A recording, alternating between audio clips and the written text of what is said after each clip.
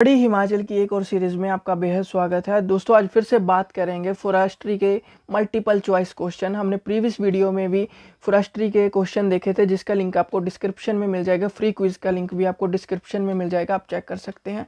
चलो शुरू करते हैं। देखिए, मल्टीपल चॉइस क्वेश्चन शुरू करने से पहले आपको ये पता होना चाहिए forest area and actual forest cover में या फॉरेस्ट कवर या एक्चुअल फॉरेस्ट कवर में क्या डिफरेंस है। देखिए, फॉरेस्ट एरिया या फॉरेस्ट कवर क्या होता है? ऐसा एरिया जो गवर्नमेंट का एरिया होता है, मतलब कि सेंट्रल गवर्नमेंट या स्टेट गवर्नमेंट के अंडर आता है और उन्होंने वो रिजर्व किया है पेड़ पौधे उगाने के लिए, फॉरेस्ट्री के लिए रिजर्व किया है, वो फॉरेस्ट एरिया कहलाता है। देखिए, जो फॉरेस्ट एरिया का रिकॉर्ड है वो रखता है स्टेट रेवेन्यू डिपार्टमेंट। और स्टेट रेवेन्यू डिपार्टमेंट कहाँ से ये रिकॉर्ड लेता है? अपने डिस्ट्रिक्ट रेवेन्यू डिपार्टमेंट से, कि आपके डिस्ट्रिक्ट में कितना फॉरेस्ट कवर है। जो गवर्नमेंट के अंदर या गवर्नमेंट का एरिया आता है, गवर्नमेंट की सरकारी ज़मीन है, वो फॉरेस्ट एरिया के लिए रिजर्व की गई है, वहाँ से लेता है। वो सभी डिस्ट्रिक्ट स्टेट रेवेन्यू को ये रिकॉर्ड देते हैं। स्टेट गवर्नमेंट मिनिस्ट्री को, जो सेंट्रल गवर्नमेंट है, उन्हें रिकॉर्ड देती है। और मिनिस्ट्री ने ऐसा इसलिए किया है, वो जानना चाहते हैं कि भारत का जो एरिया है, फॉरेस्ट है, जो जंगल है, कितने एरिया में आता है। अब फॉरेस्ट एरिया की बात करें, मान के चलते हैं हमारे पास यहाँ पे ये 2 किलोमीटर है, ठीक है।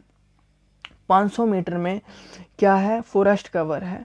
फिर 500 मीटर में बंजर एरिया है, यहाँ पे कुछ भी नहीं है, कुछ पेड़ पौधे नहीं है। फिर से 1 किलोमीटर में फॉरेस्ट एरिया है। तो फॉरेस्ट एरिया में जो ये सरकार है, जो गवर्नमेंट है, वो मानेगी ये सारा ही फॉरेस्ट एरिया में ही गिनेगी, क्योंकि ये सरकार की ज़मीन है और सरकार ने जो बंजर ज़मीन बची हुई है उसको भी ये रिज़र्व रखा है फॉरेस्ट के लिए, क्योंकि फ्यूचर में वो यहाँ पे पेड़ पौधे उगाएंगे और किसी काम के लिए वो रिज़र्व नहीं रखी गई है। तो वो फॉरेस्ट एरिया में ही कवर करेंगे और उसकी भी परसेंटेज गिनी जाएगी जब हमें रिकॉर्ड बताया जाएगा। बट एक्चुअल फॉरेस्ट कवर वो कवर होता है जो सैटेलाइट इमेज ली जाती है। उस सैटेलाइट इमेज में जो पेड़ों का ऊपर झुंड बना होता है पत्तों का, वहाँ से सैटेलाइट इमेज में दिखता है कि ये ग्रीन कलर है, ठीक है। तो ग्रीन जो कलर है वो फॉरेस्ट एरिया कहलाएगा। मान के चलते हैं ये जब सैटेलाइट से इमेज दिखेगी तो सरकार ने तो ये बंजर ज़मीन को भी क्या फॉरेस्ट एरिया बताया है, बट सैटेलाइट इमेज से ये ब्राउन कलर दिखेगा, मतलब कि ये बंजर है। तो सिर्फ ये 500 मीटर और ये जो ये 500 मीटर है और जो 1 किलोमीटर बताया वो ही दिखेगा। तो मतलब कि 1.5 किलोमीटर टोटल क्या हुआ? फॉरेस्ट कवर में हुआ। जो 500 मीटर बचा ये बंजर है। तो यहाँ पे जो एक्चुअल फॉरेस्ट कवर में जो सरकार ने जो बताया परसेंटेज, वो एक्चुअल फॉरेस्ट कवर में कम हो जाता है, क्योंकि सैटेलाइट से सिर्फ ग्रीन कलर तभी दिखेगा जब वहाँ पे पेड़ पौधे होंगे, ठीक है। ये डिफरेंस आ जाता है। तो बात करते हैं भारत में फॉरेस्ट कवर के बारे में। जो forest cover, forest and tree cover, tree cover का मतलब समझ गए ना, जो पेड़ों का ऊपर से एक पेड़ यहाँ पे है तो दूसरा यहाँ पे होगा, बीच में ये खाली जगह बच जा रही है, ठीक है। तो ये भी सरकार इसको फॉरेस्ट कवर में गिनती है। बट पेड़ों का क्या होता है, ऐसे ऐसे झुंड होता है तो बड़ी जगह घेरता है, मतलब कि 20 मीटर घेर लेता है ये एरिया, तो उसे ट्री कवर बोलते हैं। जो भारत का फॉरेस्ट एंड ट्री कवर है, यहाँ पे गलती हो गई है, वो है 24.56%। जो टोटल फॉरेस्ट कवर है वो है 21.67%। ट्री कवर है 2.89%। और एक्चुअल फॉरेस्ट कवर है जो सैटेलाइट इमेज से लिया जाता है वो है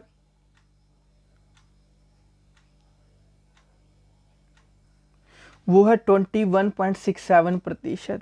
मतलब कि एक्चुअल फॉरेस्ट कवर में क्या आता है? जो forest cover equal to tree cover जो सैटेलाइट से दिखता है, मतलब कि इन दोनों को मिला के जो एक्चुअल फॉरेस्ट कवर जो सैटेलाइट से नज़र आ रहा है वो 21.67%। ये याद रखना है। जो ये जो है total forest and tree cover है, ये कौन है? मिनिस्ट्री रेडी करती है, इसे ये सैटेलाइट से रेडी किया जाता है। अगला पहला प्रश्न देखते हैं जो इम्पोर्टेंट है एग्जाम पॉइंट ऑफ व्यू से। देखिए, state having the largest area of forest cover, one क्षेत्र का सबसे बड़ा क्षेत्र वाला राज्य कौन सा है?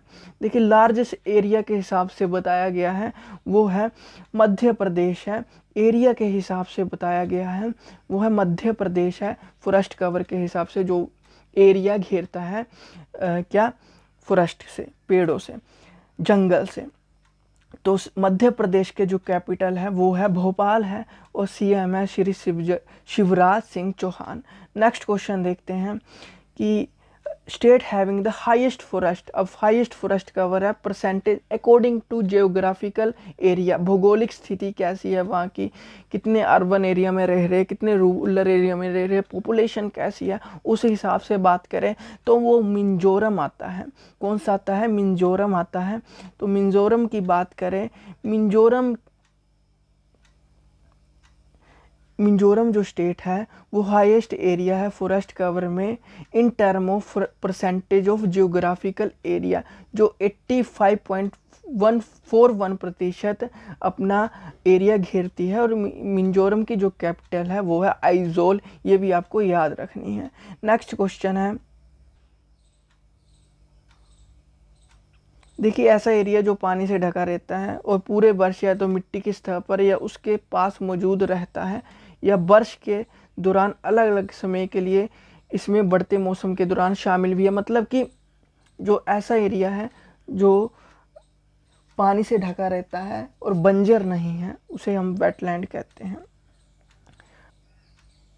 देखिए अगला क्वेश्चन देखते हैं। ठीक है दोस्तों, तो इसका आंसर क्या होगा, state having the largest area of wetland, वो गुजरात होगा। ये गलत है, ए इसका आंसर होगा, गुजरात आंसर होगा। नेक्स्ट क्वेश्चन देखते हैं, एग्जाम पॉइंट ऑफ व्यू से जो भी महत्वपूर्ण है। The first forest policy of independent India was enacted इन, स्वतंत्रता भारत की पहली वन नीति कब लागू की गई थी, वो की गई थी 1952 में, 1952 में लागू की गई थी। और इसका जो मेन उद्देश्य था कि भारत का जो फॉरेस्ट एरिया है लगभग 33% मिनिमम होना ही चाहिए, बट भारत का जो फॉरेस्ट एंड ट्री कवर है वो टोटली 24.56% है, विच इज़ लेस। अगला क्वेश्चन है कि रिजर्व फॉरेस्ट भारतीय वन अधिनियम 1972 के अध्याय के अनुसार वनों के संरक्षण के लिए बताया गया है। देखिए विलेज फॉरेस्ट की बात, देखिए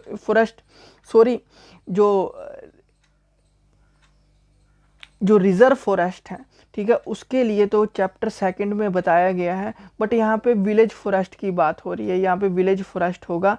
ठीक है, गांव का जो फॉरेस्ट होता है उसके बारे में बताऊँ तो ये अध्याय चैप्टर 3 में इसके बारे में जिक्र किया गया है, चैप्टर 3 में इसके बारे में जिक्र किया गया है।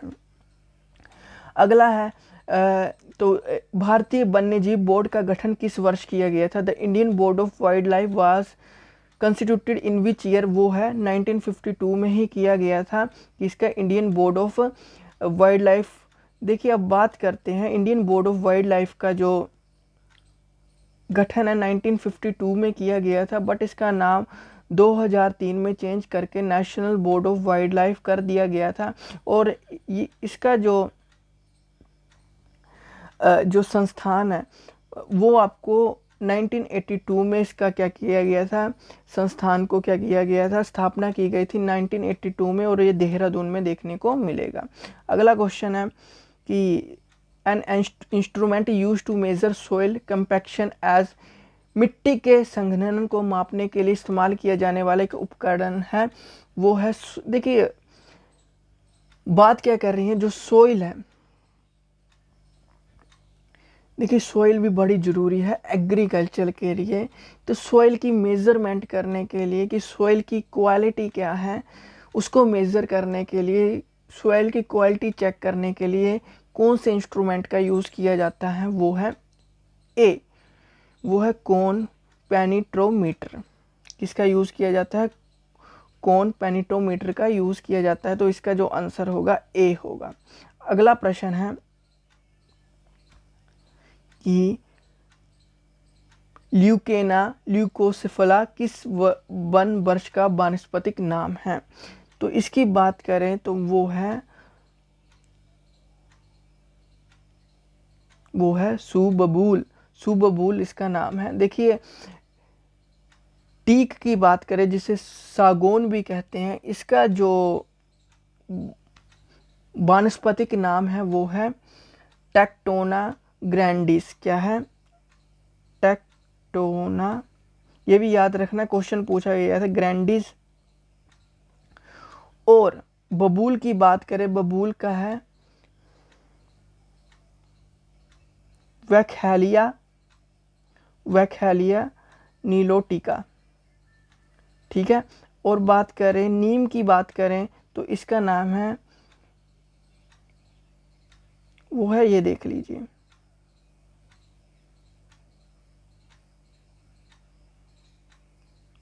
एजोडिर्टिका इंडिका। ये आपको याद रखना, प्रोनाउंस सभी गलत कर सकता हूँ बट ये इसका आंसर होगा। अगर है declaration of national park and wild life sanctuaries under in which act, भारतीय उद्यान और वन्य जीव अभ्यारण्य की घोषणा किस अधिनियम के तहत की गई थी? वो है इंडियन फॉरेस्ट एक्ट के तहत की गई थी। ये भी आपको याद रखना है। किसके तहत? Indian forest act.